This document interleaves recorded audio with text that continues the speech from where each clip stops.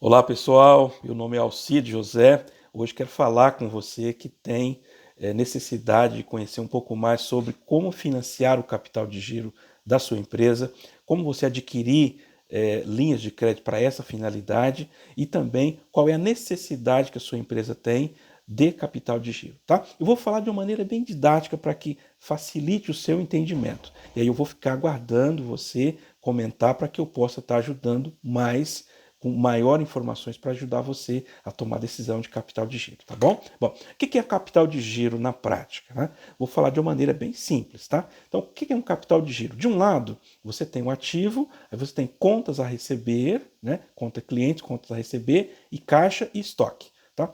O caixa é todo o valor que você tem disponível lá para pagar os seus compromissos diários, né? Clientes, né? A conta clientes é contas a receber, é aquelas contas que você vendeu o produto e ainda não recebeu, ela está para receber. E o estoque são contas, são produtos que estão no estoque que ainda não transformou em dinheiro na sua empresa.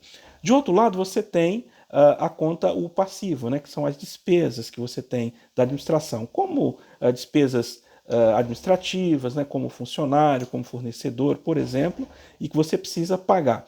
O que seria a necessidade ideal do capital de giro básica? É você ter um equilíbrio financeiro, né? Então, de um lado, você tem o valor a receber e caixa, digamos, vamos falar em números, hipoteticamente falando, para facilitar o entendimento. Você tem lá R$ 1.000 disponível para você fazer os pagamentos, e de outro lado você tem R$ 1.000 de despesas, né, para você pagar. Então, você tem um equilíbrio. Então, aí, nesse caso, seria um valor exato e aí você estaria bem tranquilo. Agora, de um lado, se você tiver R$ 1.000 de despesas para pagar e tem apenas R$ 500 para você de caixa disponível para fazer o pagamento, então vai faltar R$ 500 para você quitar o seu compromisso.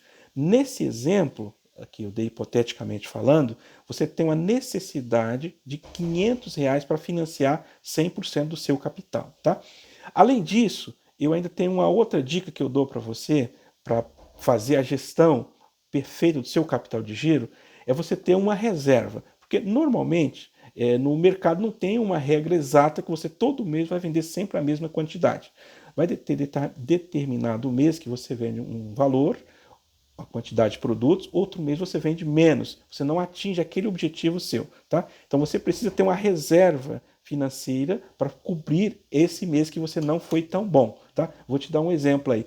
Usando o mesmo exemplo, primeiro, você faltou R$ 500. Então o ideal é que você tenha esses R$ 500 de reserva para você cobrir aquela falta que teve dos valores a receber, tá? Então é importante que você tenha em mente isso. Então, o que é o capital de giro? É o equilíbrio financeiro, para você financiar toda a parte de curtíssimo prazo, né? Pagamentos de conta diária, mensal da sua companhia em dia, né? Pagar funcionário em dia para motivar seus funcionários, pagar os seus fornecedores em dias para que o seu fornecedor continue fornecendo produtos para você, é você pagar os impostos, tudo certinho, tudo em dia. E de um lado, você tem a gestão eficiente de recebimento dos valores pagos, né? Então você vai gerir o seu caixa de uma maneira da maior eficiência possível, tá? Bom, se você tiver interesse em saber um pouquinho mais sobre esse assunto, comente, por favor, na descrição. Se você não concordar também, comente, por favor, e eu terei o maior prazer em responder, e aí com certeza eu irei explanar bem mais a fundo, porque aqui eu estou dando somente uma visão bem simplificada da situação. E é um tema muito relevante, porque o caixa da empresa, o fluxo de caixa e capital de giro são a má gestão é o que mais quebra as empresas hoje.